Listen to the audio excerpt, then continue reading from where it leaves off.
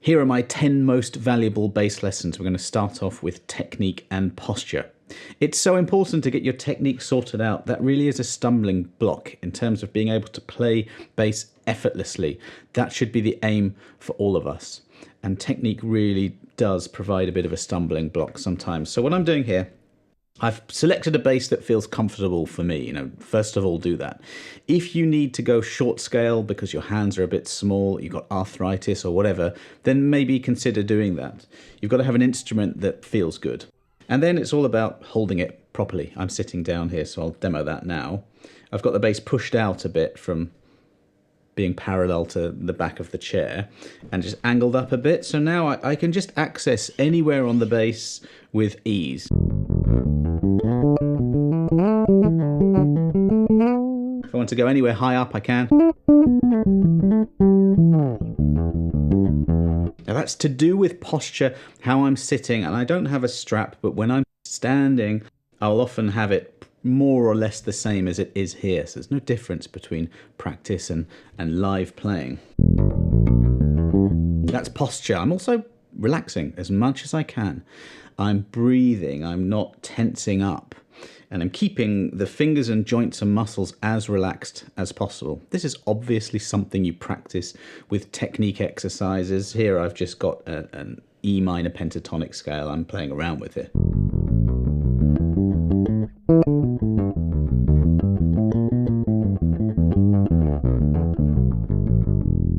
But it just needs to be comfortable. Technique is that thing that you work on so that you then can express yourself. You can play anything you like without worrying about that moment coming up that you might stumble on. Understanding rhythm and timing is so important for bass players. Just sticking to a groove. That's one of our jobs, really. When we're playing in bands, it's playing rhythms in time, often very simple ones, but not wavering. Sometimes playing in front of the beat, sometimes on the beat, sometimes behind, but whatever we're doing, we're in control, we're mastering it. You really can study rhythms. I think it's one of those things that as you study it, it really becomes internalized. You just don't think about it, it just comes out. One good thing to do is just to set up a metronome and to play different rhythms. So I've got one going here at 120 beats per minute. It's a really annoying sound, but you get used to it.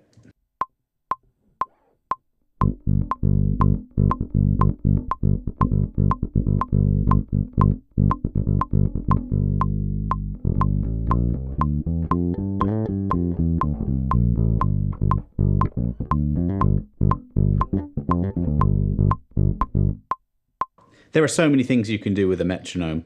There I was just playing a G, and I was just experimenting with just improvising rhythms just on one note. And at this speed, it's very, very important to understand the different rhythms. So you have your quarter notes. 1, 2, 3, 4. You've got whole notes, half notes, eighth notes. Now these rhythms, we start to get into common bass rhythms. If you think about rock, these eighth notes, they're used a lot. With the metronome.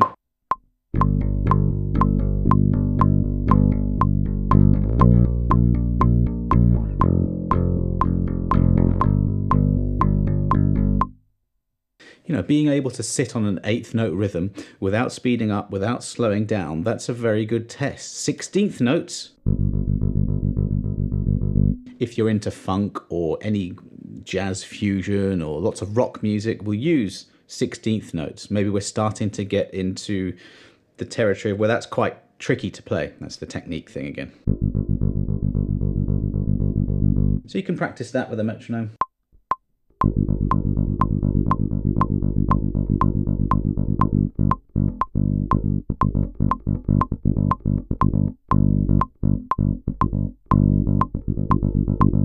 Even if you're just playing one note like that, which isn't realistic in an actual song, you're working on the rhythm and you're internalizing these rhythms as you go. More on that later on how to really do that. Take it a little bit further, you could take a G minor 7 arpeggio and use those notes, not just the root note.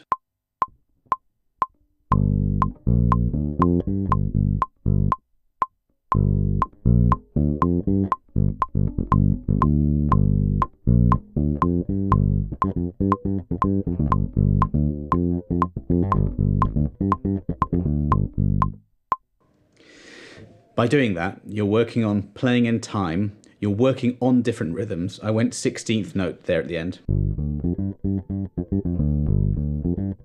Now that actually does sound like a bass line. Those are notes that are used quite commonly. So you're actually also working on improvising as well. I quite like exercises like that, where you're working on rhythm, but actually you're working on some other things as well. Let's help each other out here. Comment below on something valuable that's really helps your bass playing. One thing that really helped mine was working on my ear. When I first started, I was a bit more focused on things like technique and the flashy hammer-ons and slapping and all that kind of thing, and then really neglected the ear training. When you play with other musicians, especially older ones, better ones, especially jazz musicians, you realize that their ear is really tuned in to chord progressions, into modes, into rhythms, and they can just play stuff just immediately, mainly because they have a good ear. Obviously the technique is there as well. They've listened to other styles. There are many things you can do to improve your ear. If I go back to that G minor 7 arpeggio,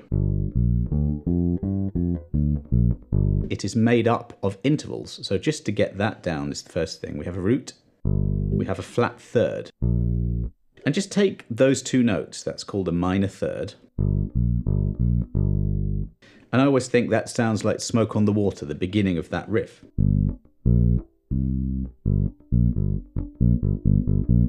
So now what you do, especially with bass, is you link a pattern to a sound.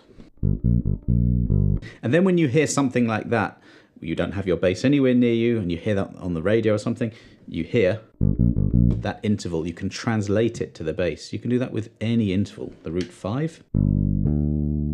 That sounds a bit like Star Wars. A root 5 is a very common interval. That's a flat 7th. And I learnt this Chili Peppers bass line.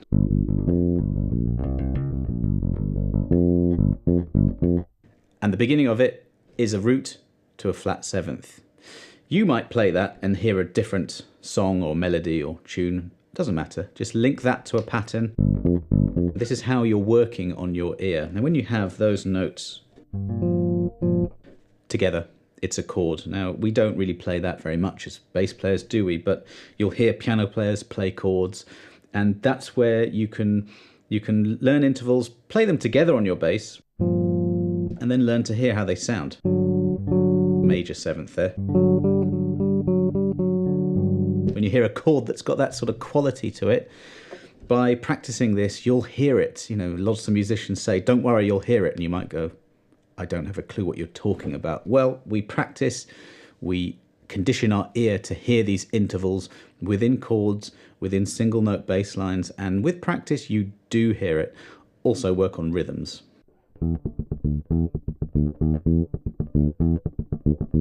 If you hear a bass line like that, you can hear tick, tick, tick. It's 16th notes. So your ear informs your whole training, really, your whole progression.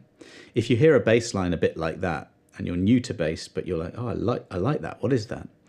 You figure out tick, tick, tick. Those are 16th notes. That becomes something you work on. You listen to lots of music. For example, Tower of Power, Francis Rocco Prestia.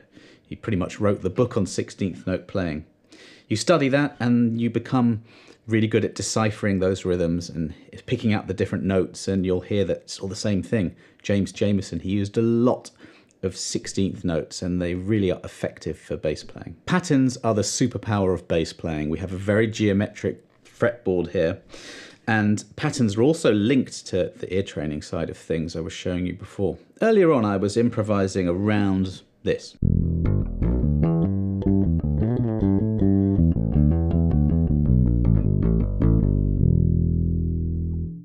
That is a pattern, or really just a subset of many different patterns. I was just playing E minor pentatonic. I'm keeping it simple for this lesson. It doesn't get much simpler than that. You can add a flat 5 and get what's called a minor blues scale. And this is just something that you learn at the beginning. You might just do 1 octave.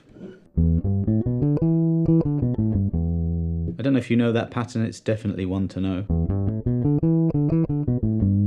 If we just stick to that a minute, that's exactly the same as that minor 7th arpeggio I showed you before on G. With that note there, perfect fourth, and we get this scale. And I'm just improvising here. I really am. I'm just playing the scale up and down, but turning it into music by just using some different rhythms. I've got no drums or anything, but you can sort of hear what I'm going for here.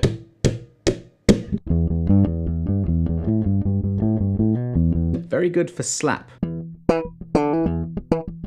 All those notes work. And that's just one octave. What you want is to learn that over the entire fretboard, but you just start simple, really, like down here. You can call that shape 1, and then that's shape 2, but really you want to break out of these boxes and do that, go across a bit. That's on one string. That in itself is a pattern. How long does it take you to learn that? Well, I don't think very long if you focus on this in your practice. And any note I stop on, I should be able to go in this direction as well. All the patterns between the notes, all the distances of the frets are always the same. E to G, the first to the second note in the scale, is like 3 frets apart. That's a minor third. It's probably better to call it that. You can play it in different ways. These are patterns. A study of patterns allows you to master the fretboard. When you master the fretboard and get a little bit of that technique going on, that was point number 1. Also, learn some rhythms. That was one of the other points. These things start to coalesce into one, into like your musicality. You're thinking of different elements, but it's at the end, it's just coming into one thing.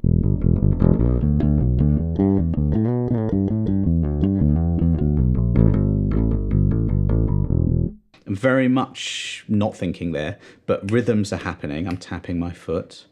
Patterns are being relied upon.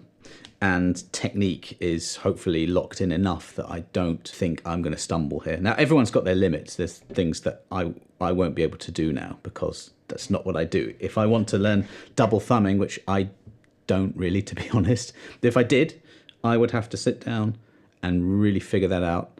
And then I can incorporate that into some of the stuff I'm doing. Maybe I should. It might sound quite cool. Learn some music theory basics. Music theory scares plenty of people off, but I think it opens up a door to creativity. It helps you improvise, jam, compose. It helps you communicate with other musicians successfully. You know, if you say, I've got a chord progression, G, C to D, I mean, even that, G major, C major, D major, that's what that means. But if you say G, C, D, they'll know what to play. So you got a scale, G major scale. You can get a 7th arpeggio from it. You can harmonize that scale, and that's crucial. Again, I've done a recent lesson on this. I'll put a link below, but it's this sort of thing. Knowing that the G, the C, the D, the 1, the 4, and the 5, they're all major. Those were major triads. You know, understanding all of what these things mean.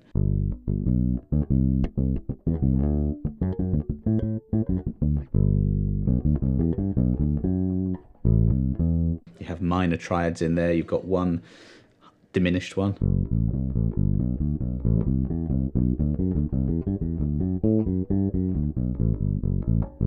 These are the building blocks of music. And when you understand them, it becomes much easier. I have a music theory course, and that really covers everything that bass players could possibly want to know in terms of scales, arpeggios, triads. Rhythms are there as well. You know, a study of rhythm is music theory. And when you hear a rhythm and you study the rhythm and you hear notes, you know, you might hear that kind of rhythm, and you can hear that's a root to a 5. That's a 1 chord progression to a 4 to a 5. You can hear those things if you study them. And that's why just a basic understanding of music theory will definitely help you. Learn different styles and genres. Every different style of bass playing, of music, gives you something that you can learn from. Whether it's the tone of the bass or the space that's being used, how many notes are being played, the note selection, you can learn from absolutely anything. I've got this book here. I love this book. This is the Bass Bible by Paul Westwood. And I don't know anything really about African bass playing. It's not something I've played much before, but on page 182, we've got, what is it? Yeah, just an African riff. It's just a 2-bar thing. If I go this fast.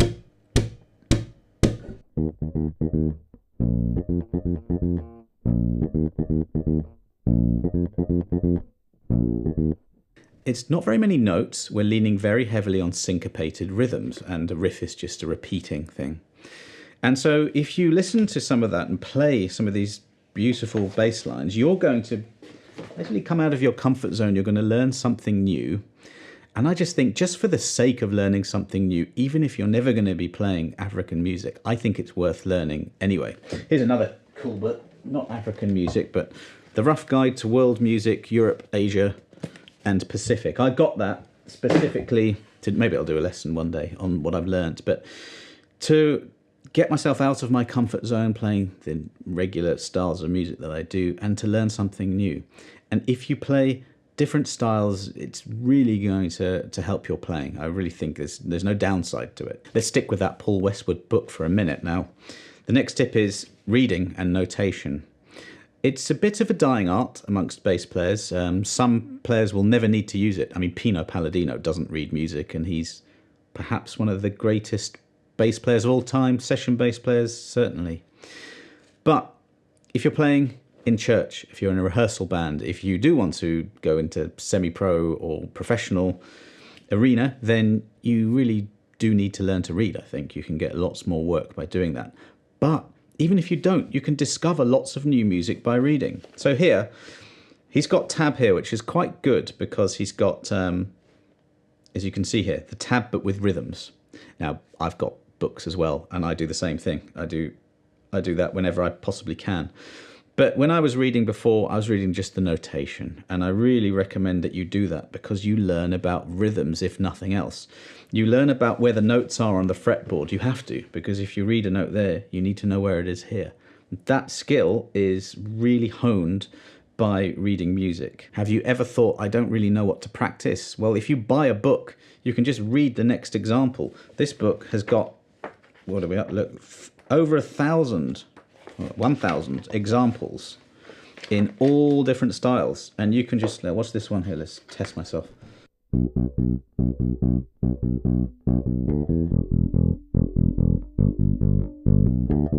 That sounds like a rock riff to me. But you will never be lost. You will never be wondering what to practice next if you can read. You can read trombone exercise books. You can read Bach. Anything that's in a bass clef will do. Standing in the Shadows of Motown is a very classic book that you can learn about the history of Motown, James Jameson's playing, as well as some of his greatest bass lines. I will be doing loads more reading lessons, but I have got a couple. Any auxiliary lessons related to this lesson, I'll put them in a link below. But I do have a free reading course. You can find that by following that link. A practice routine that you will actually stick to is perhaps the most important thing that you can get from this lesson. It doesn't really matter what you play as long as you do something every day or as close to every day as you can. Repetition is the key. Consistency is everything. Hopefully from my lesson, my courses, my books, and all the other amazing channels and resources out there, you can find something to play. One of the most common questions I get is basically around overwhelm and what do you play? Earlier on, I showed you a G major scale and how to harmonize it. So you might say, okay, well, I'm going to harmonize a G major scale as a warm-up to try and understand what that means, but also get my fingers moving. Here's a cool exercise.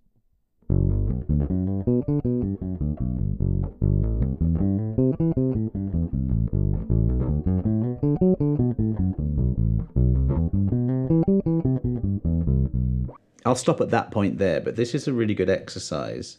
Just going through the 7th arpeggios of G major. I'm using some hammer-ons in there as well. Very good for technique. That was a major 7th, minor 7th, the 3rd in a major scale, always minor, so a minor 7th again. The 4, major 7th, exactly the same as the first one. Now here's where things come together a bit, because I'm using patterns here. That pattern is the same as that pattern because they're both major seventh. This is where the understanding comes in. I talked about patterns before. The 2 and the 3, both minor seventh. So those shapes are the same. I'm using rhythms. These are 16th notes. And I've got no rhythm in the background, but I'm going about that speed.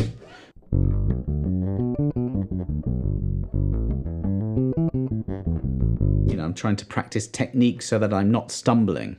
So that might be something that you do at the beginning. Technique and also harmony, you're doing two things. And then, you know, what else you practice is up to you. I really, really would work on the next point that is number 9, and that's transcribing. That's what I did the lesson on last time, the 5 different styles. Honestly, if you want the best bang for your buck to improve yourself, it's to pick 5 to 10 tunes that are kind of easy enough for you to play right now, wherever you are. And don't look them up on any tab site or YouTube. Just learn to use your ear to pick out the bass line, figure out what's going on in terms of the theory side of things and the rhythm. You don't have to write them down, but if it helps you to, then you could learn to do that. But if you transcribe and you do that in your practice routine, you do that every day, you're going to learn so much so quickly. One of the bass lines from that last lesson was Private Life by Grace Jones, played by Robbie Shakespeare, and it goes like this.